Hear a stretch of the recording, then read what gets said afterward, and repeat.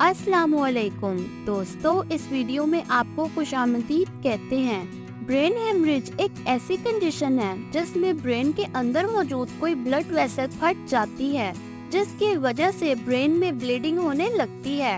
Bleeding या तो brain tissues में होती है या फिर ब्रेन को प्रोटेक्ट करने वाली कवरिंग में होती है। ब्रेन की कवरिंग को मेनिंजेस कहा जाता है और ये कवरिंग 3 लेयर्स पर मुश्तमिल होती है। इन 3 लेयर्स में जो मिडिल लेयर होती है इसे एरेक्नॉइड मैटर कहा जाता है।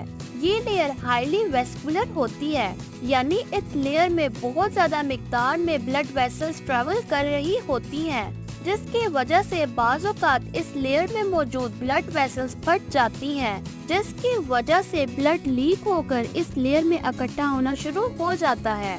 ब्लीडिंग ब्रेन टिश्यूज में हो या फिर एरेक्नॉइड मैटर में, दोनों किस्म ही की ब्लीडिंग ब्रेन को नुकसान पहुंचाती हैं।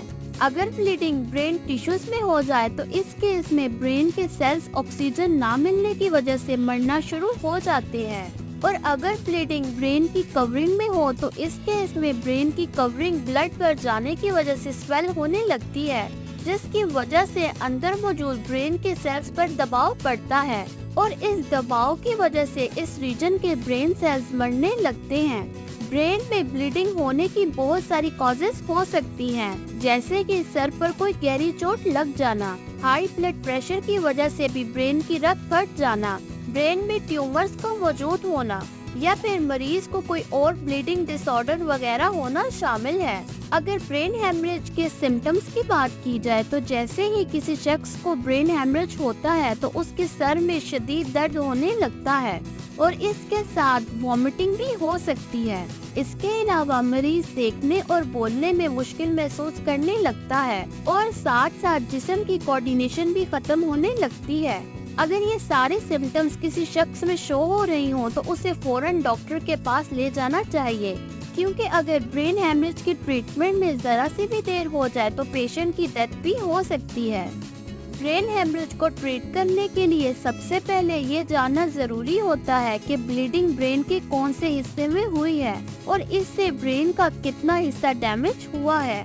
ये सब चेक करने के लिए डॉक्टर सीटी स्कैन या MRI परफॉर्म करते हैं और जब डॉक्टर्स देख लेते हैं कि ब्लीडिंग किस हिस्से में है और कितनी है तो इसके बाद ट्रीटमेंट शुरू कर दी जाती है।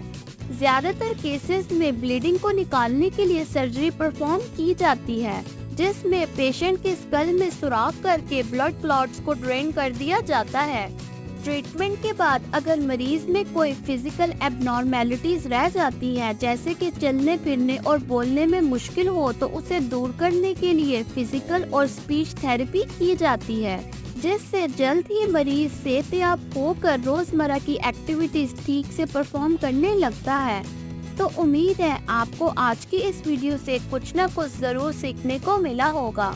दोस्तों, अगर आपको हमारी वीडियो अच्छी लगी हो तो कमेंट्स में अपनी राय का इज़हार लाजमी कीजिएगा। शुक्रिया। अल्लाह हाफिज।